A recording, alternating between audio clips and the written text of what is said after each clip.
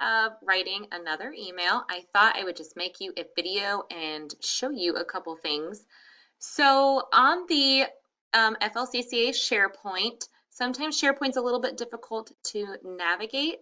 So I thought I would make a video to show you. So when you log in, and I put the link in this email, you'll have the calendar.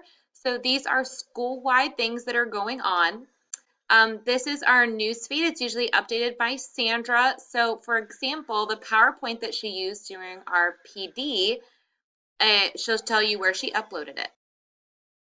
Here you can have access to these folders about the accreditation, miscellaneous, fast documents, which is now SSS, human resource things. So this is pretty informational. Where you can also go, so if you go to academics, you can go to high school academics. That was you can find a bunch of things in here.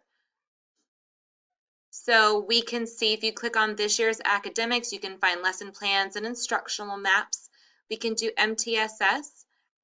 Also in academics, there actually is an MTSS section. So we can find out information about that. When we go back, this is the part that I really wanted to show you. If you click on assessment and accountability, this is that beautiful testing area. And so in here, these are where they fill in important dates. So this is very helpful, and we'll get more of these in testing season. But if you click on FLCCA data, and it will load, you can actually go to statewide 18-19 assessment data.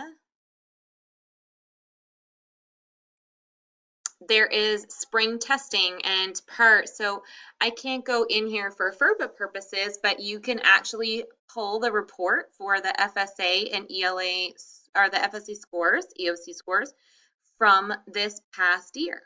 So I hope this helps. If you have any questions, just send me an email. But this is all available to you. And I do urge you guys to just look around here. You'd be surprised the information that you could find in the FLCCA SharePoint.